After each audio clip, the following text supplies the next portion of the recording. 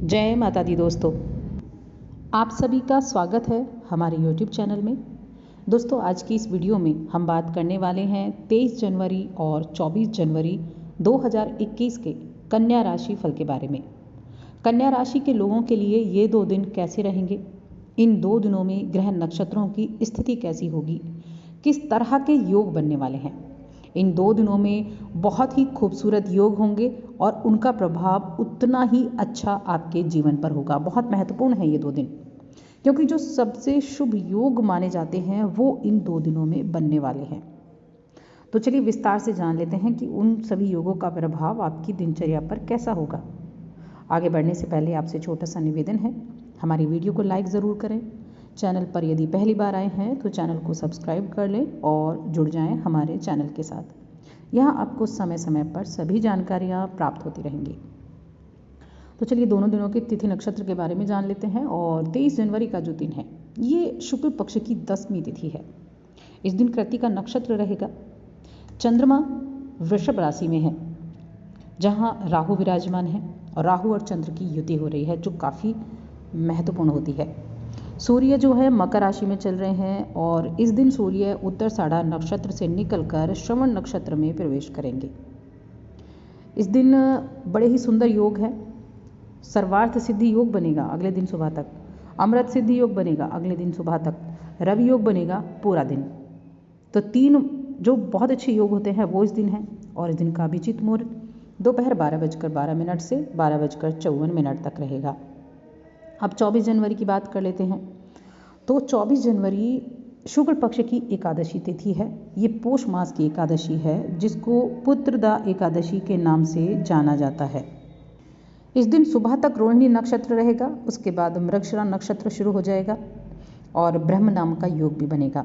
चंद्रमा वृषभ राशि में ही हैं, राहु के साथ बैठे हुए हैं और सूर्य मकर राशि श्रवण नक्षत्र में आ चुके हैं।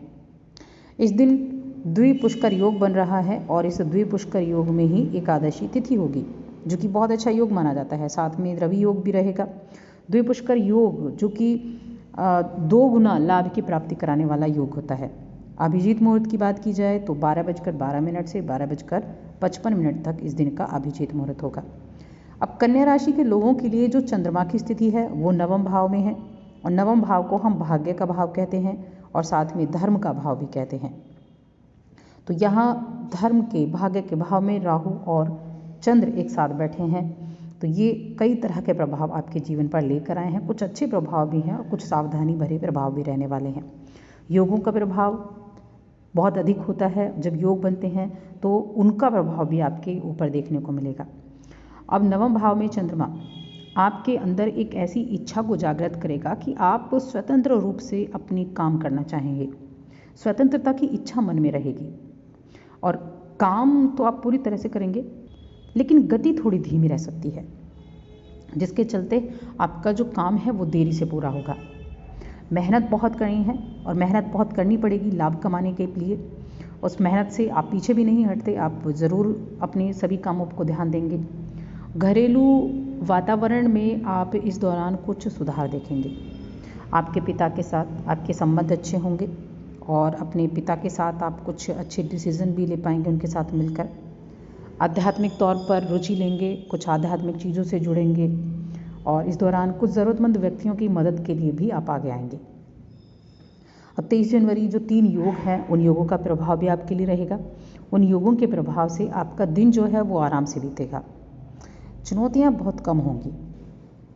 किसी साझेदारी में काम करते हैं आप तो बहुत अच्छा है, लेकिन इस दौरान आप किसी भी नए कार्य को साझेदारी में शुरू ना करने के बारे में सोचें, क्योंकि इस दौरान जो आप पार्टनर चुनेंगे वो आपका फ़ायदा उठाने की ज़्यादा कोशिश कर सकता है, इसीलिए वहाँ थोड़ी सावधानी रखनी है।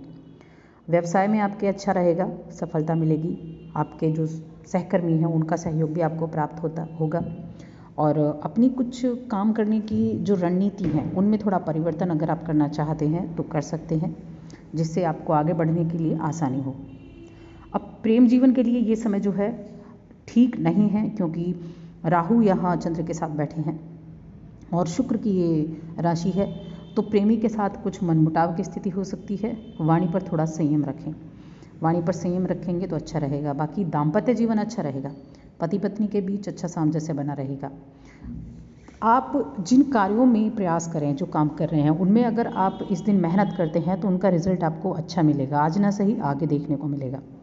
ये योगों का प्रभाव होगा। अब 24 जनवरी का जो दिन है, पोष मास की एकादशी तिथि पुत्रदा एकादशी के नाम से जानी जाती है। और ये जो एकादशी है, ये जो व्रत किया जाता है, ये संतान की लंबी आयु के लिए किया जाता है। सभी व्रतों में श्रेष्ठ माना गया है।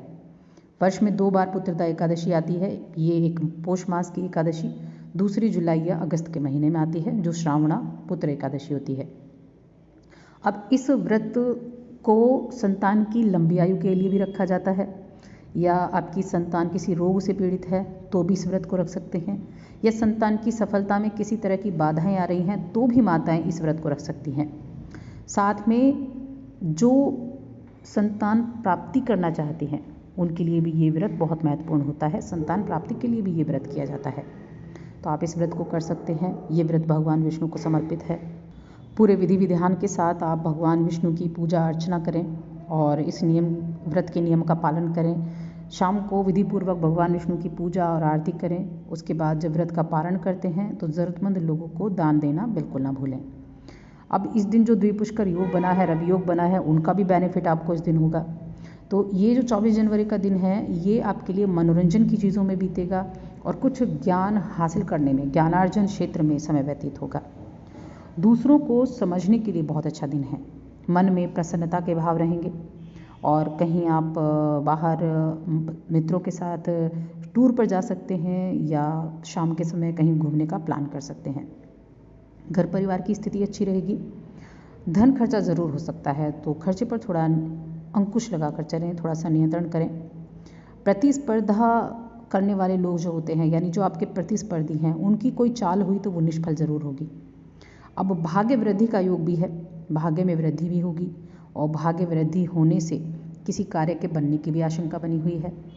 धन लाभ और आनंद की राह आपकी प्रशस्त रहेगी, आनंद की प्राप्ति होगी, धन लाभ भी आपको होगा। जो आपने परिश्रम किया है, जो आपने प्रयास किए हैं, उनका फल आपको मिलेगा। समाज में आपकी प्रतिष्ठा अच्छी होगी, सामाजिक प्रतिष्ठा निखरेगी।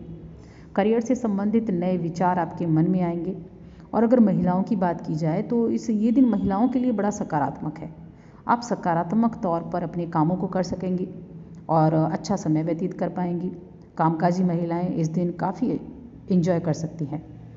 अपने पार्टनर से आपको काफ़ी खूब प्यार मिलेगा, चाहे वो स्त्री हैं चाहे पुरुष हैं। और सिंगल लोगों को पार्टनर मिलने की भी उम्मीदें बनी हुई हैं। देखिए, इस दिन अगर कोई रिलेशनशिप शुरू होती है तो वो ज़्यादा लंबे समय तक चलेगी, काफ़ी अच्छी रिलेशनशिप रहेगी। तो दोस्तों, और अधिक ऐसी जानकारियों के लिए चैनल को सब्सक्राइब कर लें। वीडियो को लाइक और शेयर करना ना